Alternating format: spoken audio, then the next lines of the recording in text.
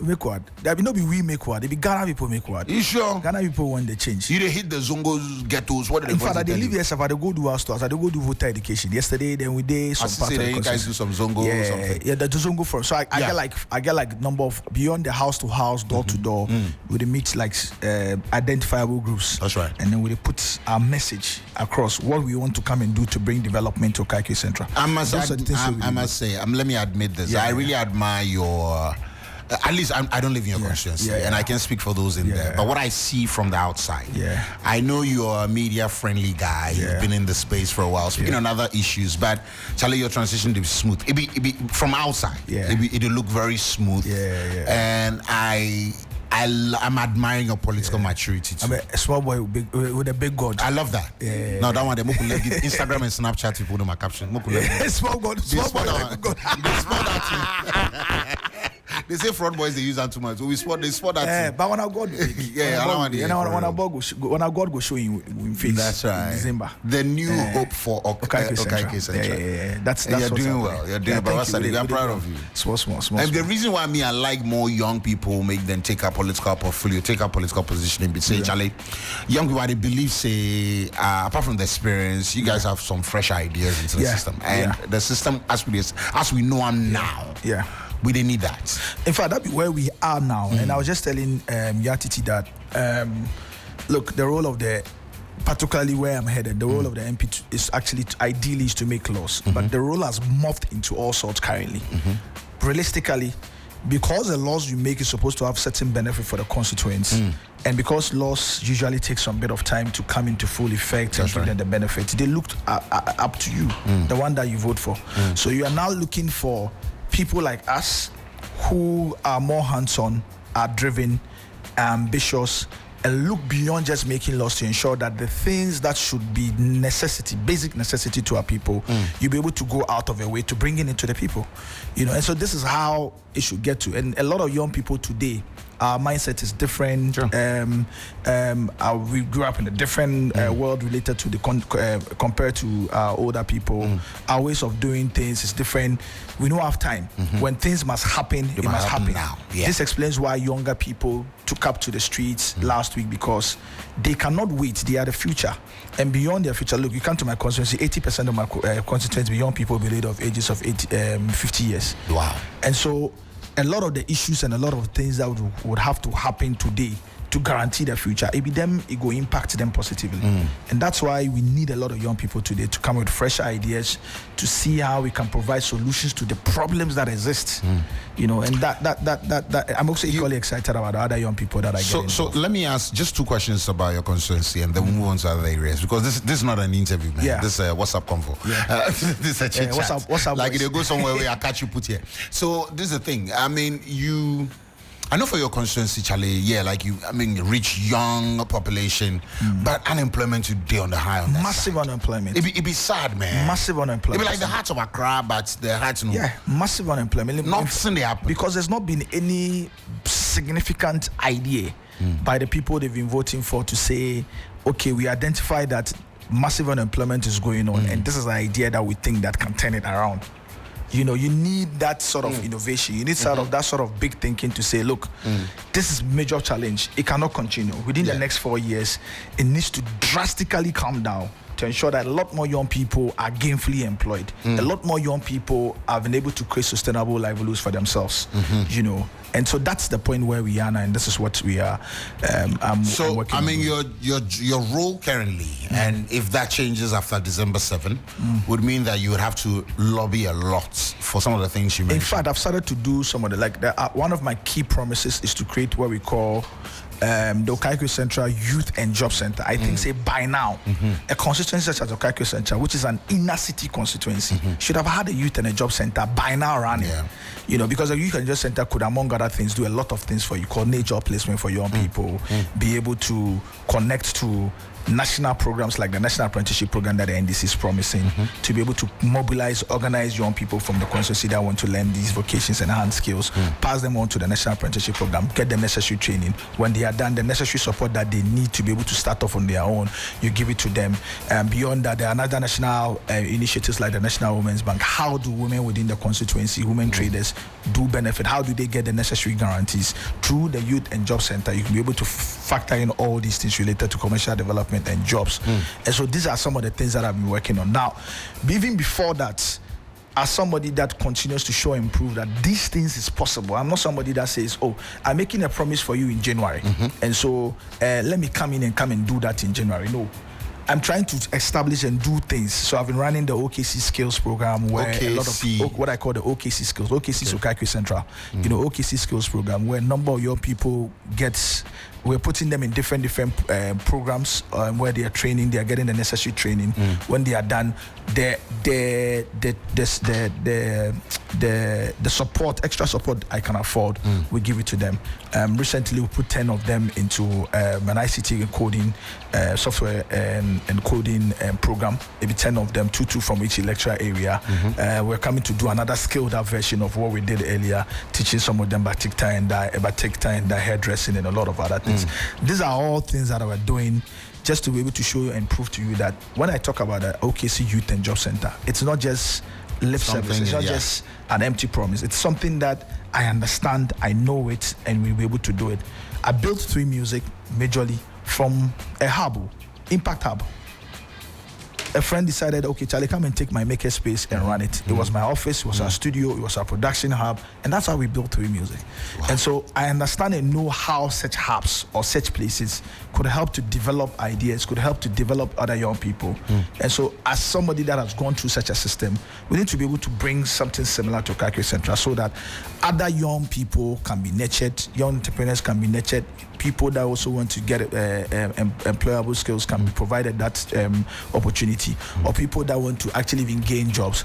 You'll be able to, at least beginning of the year as an MP, I should be able to know how many young people want to go into the military security services, for instance, how many want to go work in government organizations who are targeting it, how many young people are looking at some private sector jobs and everything. And then the role is that beyond making laws, you put a system together to be able to ensure that these things are happening.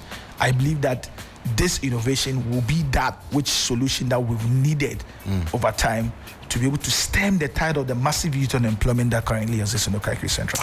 Are you eyeing a particular ministerial portfolio? That one will come from the president. Make her win the seat first. Yeah. That'll be my first. What if you know? What if you know him? Well, so my 2 most important things that I'm doing today is that I'm the parliamentary candidate of the party in OKaikwei Central. I'm also a spokesperson on the tourism, art and culture, and also inner cities. Oh, okay. Inner cities, Zongos and inner cities, and that also has a lot of ideas and everything. I think that. Oh, you're going to maintain that? The Zongo inner cities? Well, I mean, depends. For me now, it's fresh in that, I mean, the leader and flag bearer and presidential candidate of my party, and the party recognizes my strength, my professional experience and insight enough to say, okay, look, we need you to serve on these things. Beyond that, it depends. We look up to what happens eventually. I'm a firm believer in God lifting men, that's right, or lifting men and women, and so I look to God on some of this. But most importantly, my biggest goal now, between now and the December 7, is to make history in OKaikwei Central. What are the turn polls, it into green? What are the polls saying? And I'm sure there are a number of them out already about your chances at the seats. For me, I mean, polls are important, researches are important, but Giovanni, you need to understand the biggest, the most relevant polls is which happens on elections day. That's right. So I can only continue to work. Polls continue to give you directions and insights regarding what's happening, what you need to pay attention to. So I don't discard it. I actually pay attention to them. But I've always been a firm believer that the most relevant polls is what happens on elections day. So if you have an opportunity to run, and to a large extent, I mean, beyond what God can do for you, determine how the polls happen on elections day, and then you cannot stop campaigning. So that's why every day of the week, every day campaigning, house to house, door to door, the forum programs, presenting our ideas, doing newer things that continues to inspire faith that continues to inspire confidence and trust in us. These are the things that we can, because Joanne, really and truly, it's not called a campaign for nothing. Yeah, it's called a campaign because those set of activities, tactics, strategies that would inure to you favorably is the things that I'm doing and involving. So yes, the polls, whatever he says, whether he gives me opportunity, whether he says I'm leading in which electoral area or my opponent is leading in which electoral area, I know that the most relevant polls is that which happens on elections day. Somebody can have a change of mind just by looking at my picture. Somebody can have a change of mind just by knowing or listening to me now, knowing that Baba Sadiq is bringing an OKC Youth and Job Center.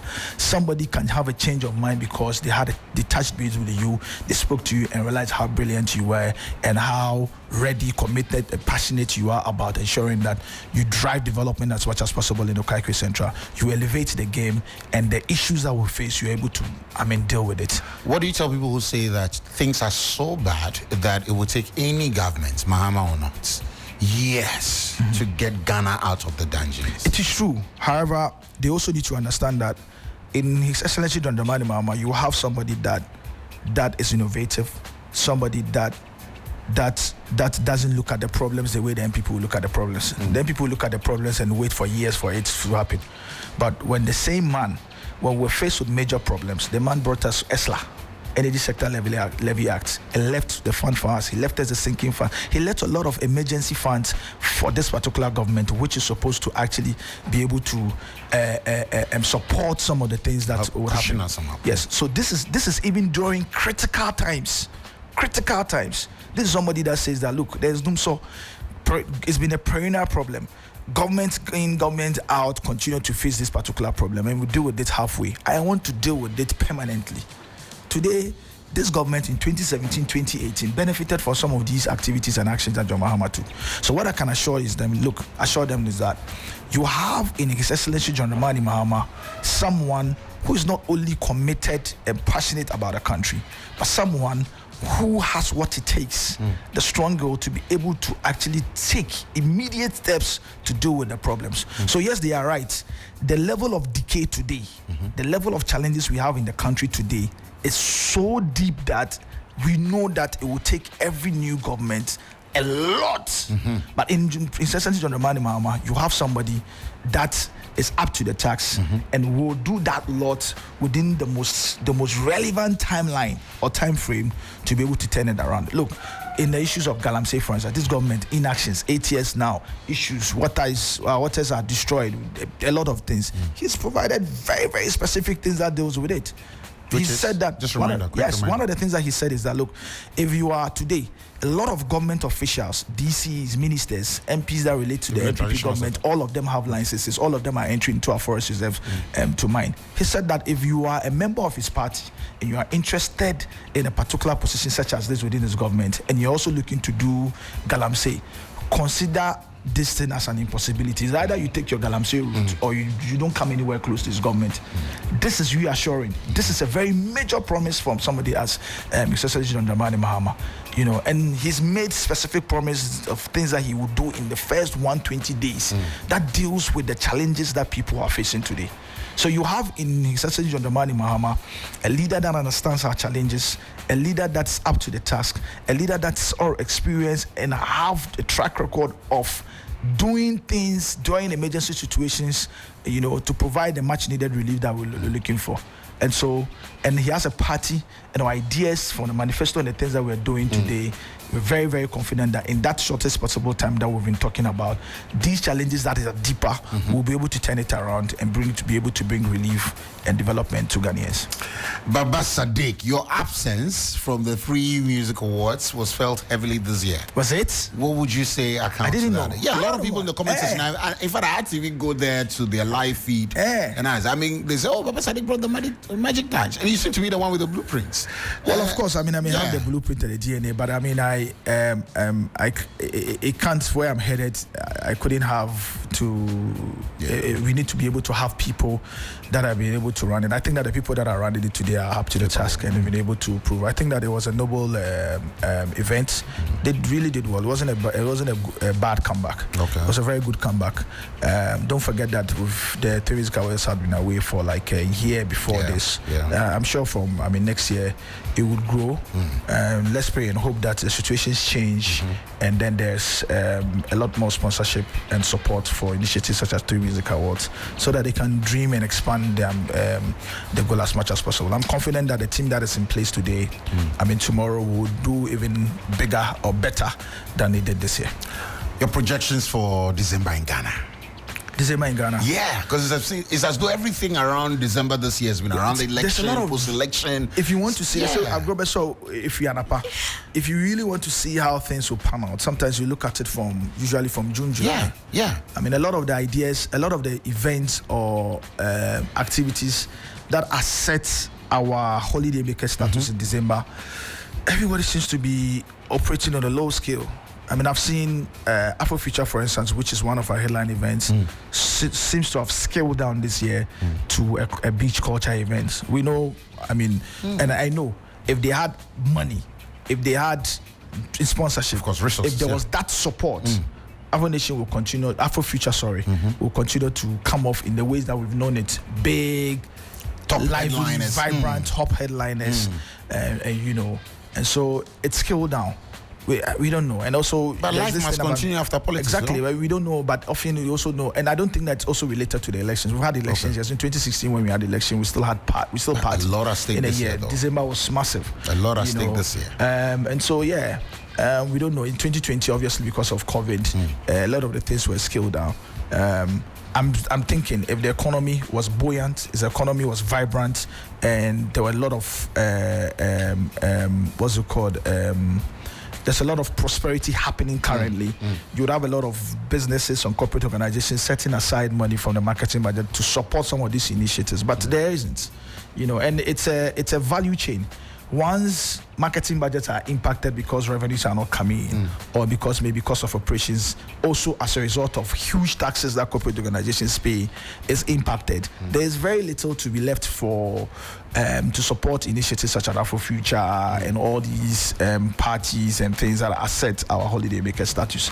That is the problem that any successive government needs to be able to fix, to ensure that, because the industry has predominantly thrived on private support and private participation. So if the private sector is hugely impacted because of a bad economy, obviously to impact it. So I don't know what to expect this December.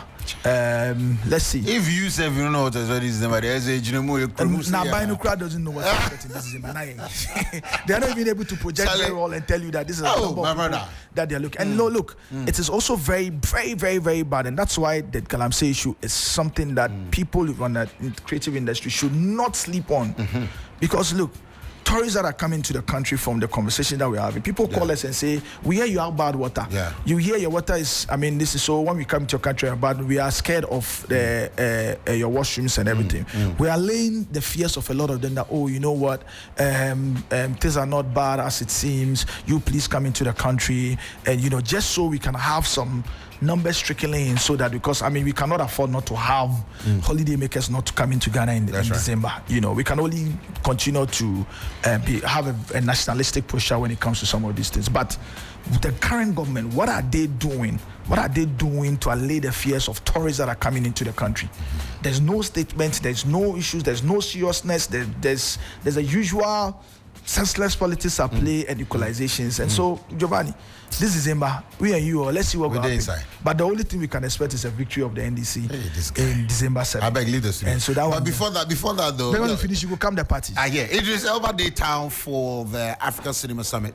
Did you make time to pass through? No, I've been very busy on campaign. In fact, house door to door. In fact, I only just came here for an interview quickly. To speak for a party. Quickly. So then I go back, go do campaign. But I think that's a very good initiative. What's the lady's name? Julie? Juliet I think Juliet has been one of the brightest spots of this government when it comes to the creative industry. I know the challenges she's had. There's not been any serious commitment from this government to support her thinking and her direction. There's not been. I mean, it's been 8 years, and the critical ally that needs to come into effect to create the film fund has not been created for Juliet. Her hands is tied. It's behind her back. But you know, when I talk to Juliet, I see a very passionate woman. I see a very... Plus, she's been in the game for the longest. Yes, I see a very passionate woman that really wants to elevate the film space.